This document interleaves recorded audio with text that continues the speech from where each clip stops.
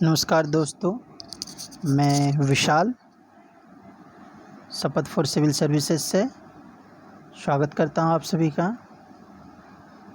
आप लोग जैसा कि पार्ट 1 में पढ़े थे, ऋग्वेद के बारे में पढ़ाया था मैंने पार्ट 1 में, और अभी मैं पार्ट 2 स्टार्ट करने जा रहा हूं प्राचीन भारत के इतिहास में, जिसमें हम लोग पढ़ेंगे साहित्यिक स्रोत की प्रमुख पुस्तकें और उनके लेखक के बारे में।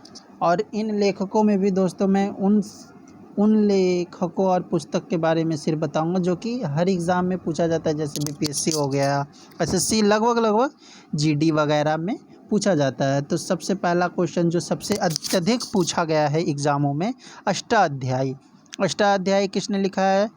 पाणिनि। एकदम याद कर लेना है दोस्तों, हर जो कि एग्ज़ाम में आए तो छूटे ना। अष्टाध्यायी पाणिनि, गर्गी संहिता गर्गी, अभिधर्मकोश वसुबंधु, ये सब पूछा जाता है। ठीक है, ये सब पूछा जाता है। पृथ्वीराज रासो, चंद्रबरदाई, नाट्यशास्त्र भरत मुनि, हस्तचरित्र और कदम्बरी बाणभट्ट, इन सब से ज़्यादा क्वेश्चन ही रहता है और ज़्यादा किसी चीज़ से नहीं रहता है। राजमार्तंड, ये पूछा गया है एग्ज़ाम में। भोज, इनके लेखक कौन है? राजमार्तंड के भोज हैं, नतिसार, कामदंक हैं।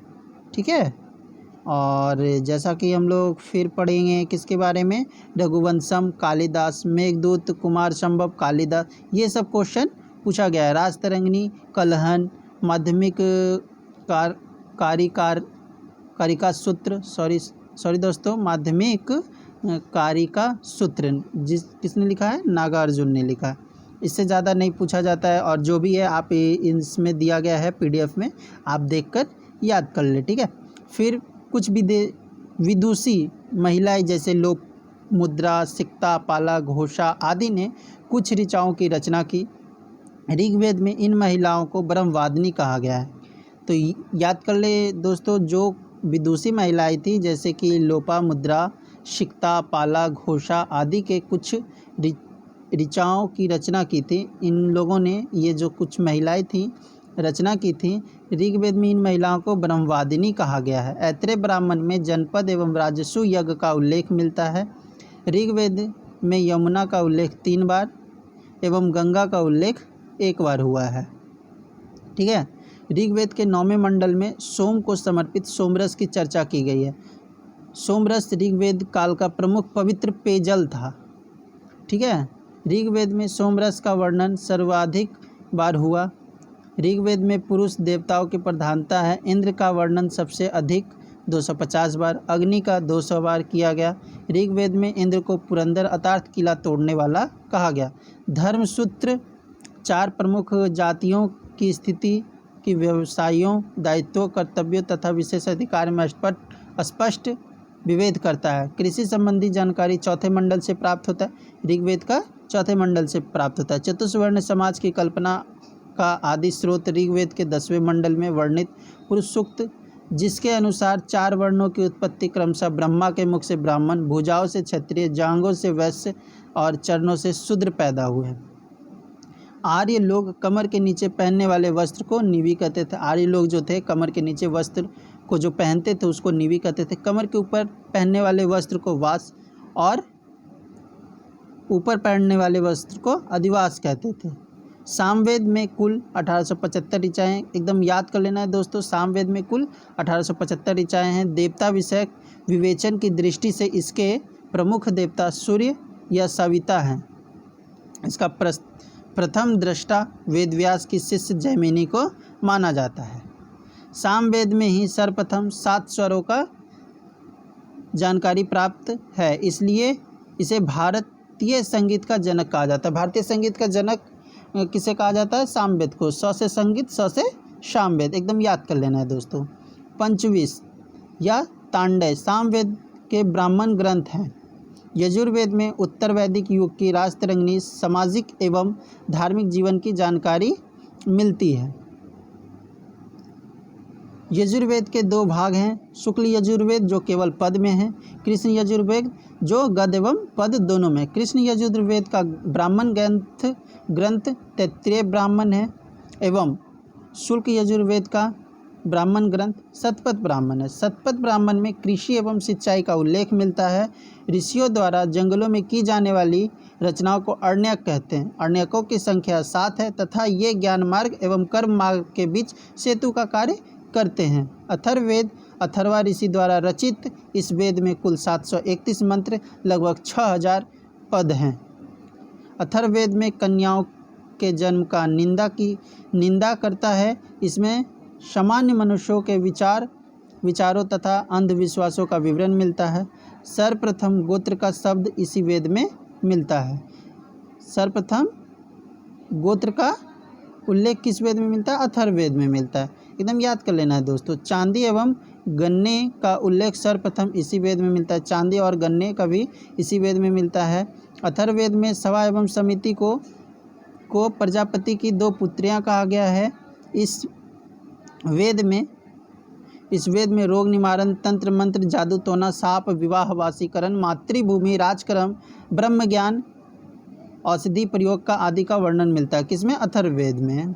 ऐत्रेय ब्राह्मण में राज्याभिषेक, षड्विश ब्राह्मण में भूकंप, अकाल एवं गोपत ब्राह्मण में अश्वमेध यज्ञ, अग्नि अष्टोम आदि का वर्णन मिलता है। किसमें? ऐत्रेय ब्राह्मण सब में, गोपत ब्राह्मण, ये सब चीज़ में मिलता है। जैसे ऐत्रेय ब्राह्मण में राज्याभिषेक का उल्लेख किया गया है, पंचविश ब्राह्मण में भूकंप, अकाल, गोपत ब्राह्मण में अश्वमेध यज्ञ, अग्नि अष्टोम का वर्णन है। सब चीज़ में अलग अलग चीज़ का वर्णन किया गया है। अरण्यकों में दार्शनिक एवं रहस्यात्मक विषयों तथा आत्मा, परमात्मा, जीवन मरण आदि का वर्णन मिलता है, जिसकी रचना वनों में की गई। तैत्तिरीय अरण्यक में कुरु, पंचाल, काशी, विदेह आदि का उल्लेख है।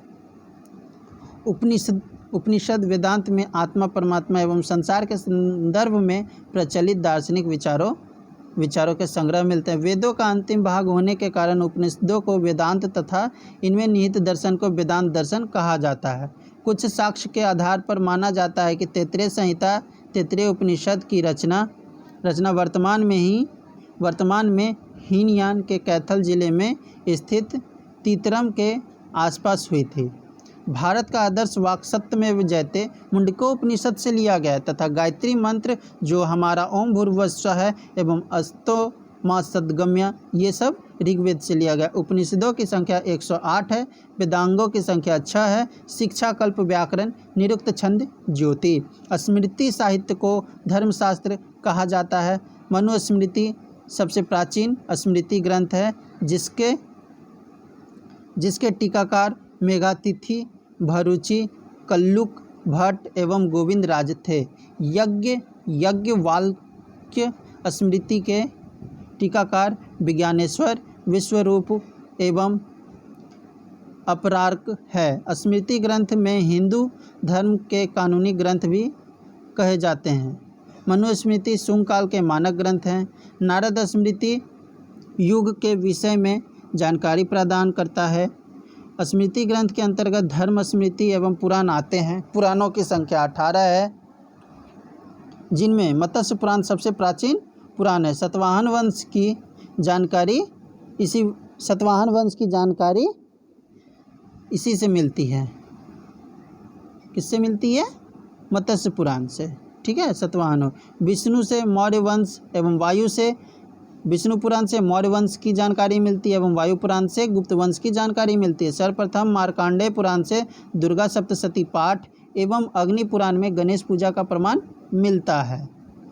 कल्प वृक्ष पुराणों के अनुसार देवलोक का एक वृक्ष है जो समुद्र मंथन से प्राप्त 14 रत्नों में से एक है। इसमें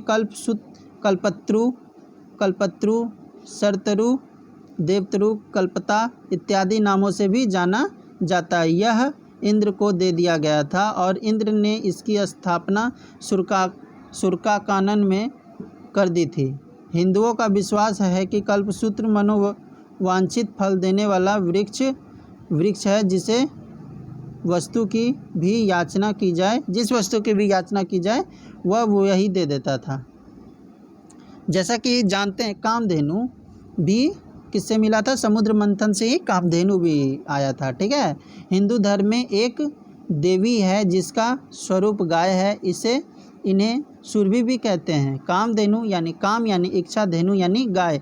जिसके पास होती थी वह कुछ कामना करता था, मांगता था, उसे वही मिल जाता था। इनके जन्म के बारे में अलग अलग कथाएं हैं। एक कथा के अनुसार समुद्र मंथन में निकली थी। जब समुद्र मंथन हुआ था तब देवताओं ने कामधेनु को ऋषि वशिष्ठ को प्रदान कर दिया था। कामधेनु का दुग्ध पान करने वाला अमर हो जाता था। वर्तमान में राजस्थान में राठी गाय को कामधेनु कहा जाता है।